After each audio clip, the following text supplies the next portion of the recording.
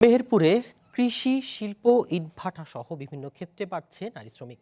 পুরুষের সাথে তাল মিলিয়ে তারা কাজ করেন, কিন্তু অভিযোগ আছে পুরুষের তুলনায় পারিশ্রমিক কম পান তারা। মজুরিতে বৈষম্য দূর হলে দেশের জন্য আরও বেশি ভূমিকা রাখতে পারবেন বলে মনে করেন এই নারী শ্রমিকরা। পেট মানে না কোনো হিসেব নিকেশ, তাই সংসারের চাকা সচল রাখতে কেউ হাতে তুলে নিয়েছেন কোদাল, কেউ বা হাতুড়ি। সকাল থেকে বিকেল পর্যন্ত পুরুষদের সাথে তাল মিলিয়ে চলছে নারীদের কাজ।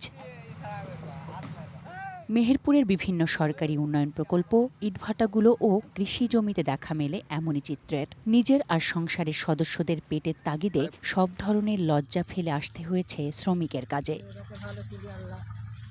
বৃদ্ধা সামিরুন্নেসা থেকে শুরু করে স্বামী পরিত্যক্তা রহিমা বিবি কিংবা রেণুকা দাস দিনে ৮ ঘন্টা শ্রম দিয়ে পান মাত্র ৩৫০ টাকা। অথচ একজন পুরুষ সহকর্মী একই কাজ করে পান ৫০০ থেকে ৬০০ টাকা।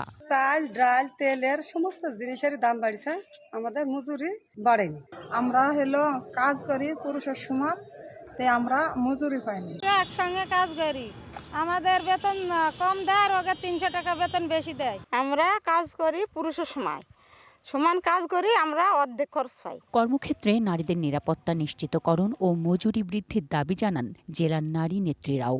আমি সরকারের প্রতি আহ্বান রাখবো যেন নারীদের এই বৈষম্যতা দূর হয় এবং নারীরা যেন সেফভাবে কাজ করতে পারে, সেই প্রত্যাশা রাখছে। মেহেরপুরের উন্নয়নে নারীদের নিরাপত্তা বৈষম্য দূর করতে প্রচেষ্টা চলছে বলে জানান জেলা প্রশাসনের কর্মকর্তা। নারীরা যদি ন্যায্য মজুরি, কাজের পরিবেশ তথা নিরাপত্তা নিশ্চিত হয়, তাহলে মেহেরপুরের নারীরা অনেক এগিয়ে যাবে এবং মেহেরপুরের অর্থনৈতিক উন্নয়নের চাকা অনেক চেঞ্জ হবে। বৈষম্য সত্ত্বেও পেটের তাগিদেই কাজে আসতে হয় নারীদের। মজুরি বৈষম্য দূর হলে আর্থিক উন্নয়নে নারীরা গুরুত্বপূর্ণ অবদান রাখবে বলে দাবি নারী শ্রমিকদের।